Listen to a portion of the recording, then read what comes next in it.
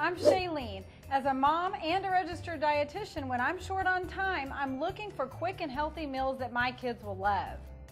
And I'm Chef Dave. Shalene and I will be sharing how to use 2 simple ways to deliver one-dish meals. That's right. We're going to show you how to use a skillet and a stock pot, and those will be your biggest allies in the kitchen. Stir-frying beef is an easy option for me when I'm crunched for time. All I need is lean beef, fresh or frozen veggies, and long-grain rice or whole-grain pasta, and I'm ready to go. Okay, well, let's start. Our first step is, and I've already started, by cutting our top sirloin steak in here into thin, uniform strips. We'll do a couple of more. One of the things I've learned to do is to freeze that, and slightly freeze it, and it'll be easier to slice as you go. That's an excellent thought and tip. And then we're going to add our oil. I got our pan nice and hot. And you can also use nonstick cooking spray as well. We're just going to swirl our oil around in the pan to get it evenly distributed. And then what we're going to do is take our beef strips, and we want to cook our beef in batches. And that's the sound we want to hear. I love that sizzle. That sound of the sizzle. Yum. Okay, so we're adding our beef in batches here.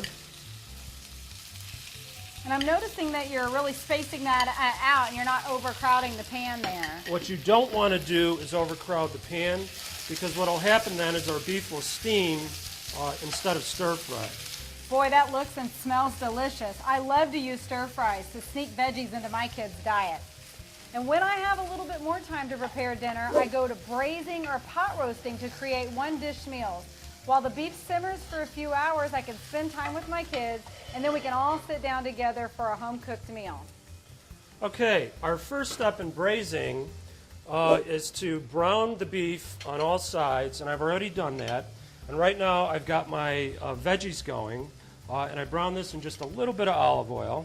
Now, Dave, you could have added flour to that as well before you browned it. I absolutely could have, and we always use flour with round cuts. It helps to promote our browning. Okay, now that our beef is in there, it's sizzling away with our veggies, the next thing I'm going to do is add our cooking liquid.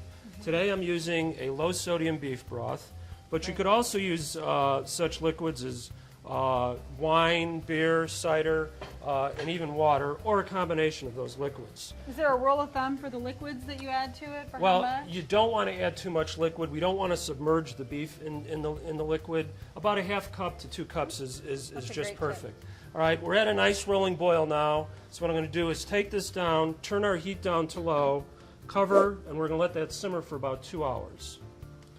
Or we could put this in a preheated 325-degree oven, and again, let it go for about 2 hours. Just about to the time when it's fork tender, right? Fork tender is your Yummy. key to determine doneness, and that's simply meaning putting a 2-tine fork into the beef and slowly pulling it out.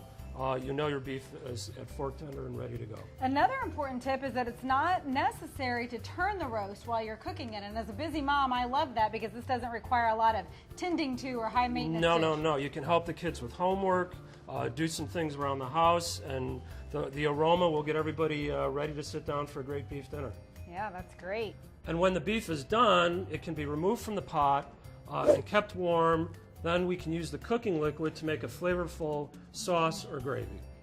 And with these 2 ways to cook beef, you can have a no-hassle meal with little cleanup. For these recipes and more, visit beefitswhatsfordinner.com.